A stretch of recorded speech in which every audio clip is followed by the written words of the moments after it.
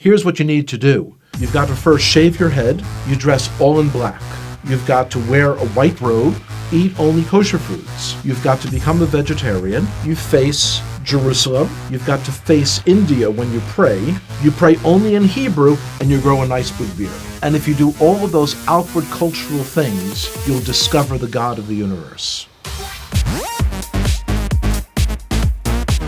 And I'm thinking, this is crazy that someone thinks that they can force their culture on God, and that God's going to be impressed by what you wear, what direction you face when you pray, what you eat, and all these sorts of things. It seemed to me that if there was a God out there who could be known, he should be able to be recognized no matter where I face, no matter how I'm dressed, because he's God. Growing up, we always understood that we had our Bible and the Gentiles had their Bible, the New Testament, and that they were two completely separate books. Because the only people I knew who were believers in Jesus were all people in our public school who were Italian Catholic, I imagined that Jesus was Italian. And so the understanding that he's actually Jewish was a shock. And then to hear that the New Testament was written by Jews, I couldn't believe it. My expectation was that the New Testament was like my grandparents had told me. It was a book on how to persecute the Jews, and it's something you should stay away from. Of course, when you're told you should stay away from something, curiosity gets the best of you, and you've got to see it. When I opened the New Testament, I was expecting to find a handbook on how to persecute the Jews. My grandparents had warned me that it was written by people who killed the Jews. That's what I was expecting to see, and yet when I'm opening it, I'm reading a story written by Jews about Jewish people. The New Testament was a fascinating book. And so as I opened this book in the library, I kind of looked around, made sure that none of my friends had seen me taking a Christian Bible off the shelf. And I opened it. Here's the first sentence. It says, "This is the genealogy of Jesus the Messiah, the son of David, the son of Abraham."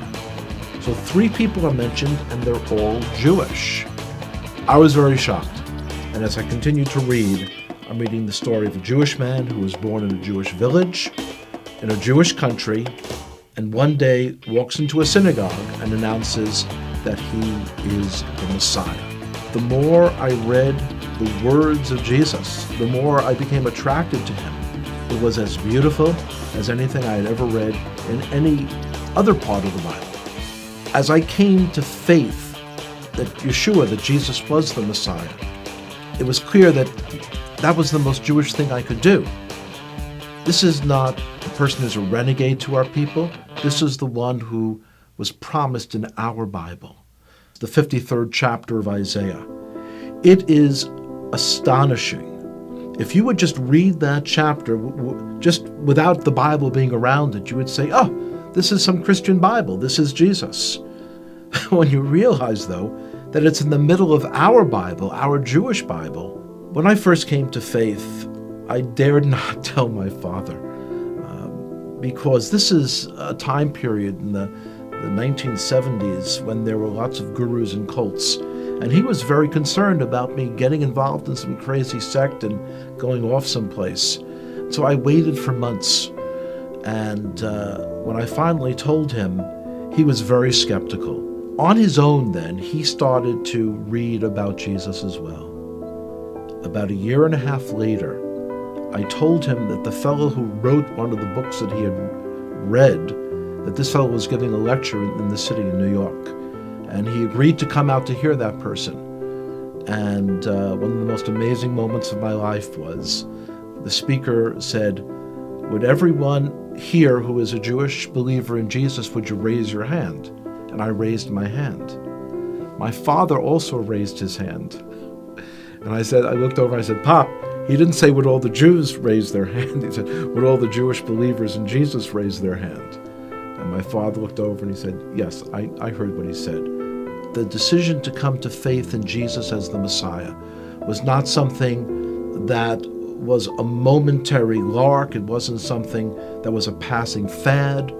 And I could see changes in myself that I knew were not from within myself.